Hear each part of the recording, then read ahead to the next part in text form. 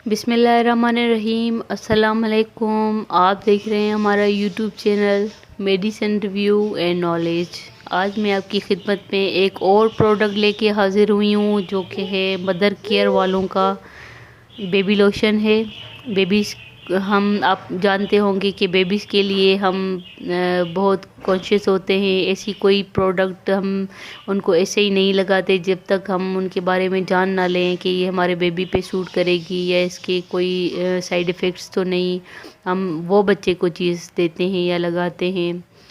तो आज मैं आपकी खिदमत में ये प्रोडक्ट लेके हाज़िर हुई हूँ जो कि मदर केयर वालों का है। बेबी लोशन है, इसमें विटामिन ई है और ये बेबी के लिए बहुत अच्छा है। इसकी लाइट सी खुशबू होती है, बहुत प्यारी खुशबू होती है और ये बच्चे की जो कलर है उस पर ऐसा कोई इफ़ेक्ट नहीं दिखाता। बच्चे का कलर बहुत अच्छा रहता है और ये इसको ब्लैक नहीं करता।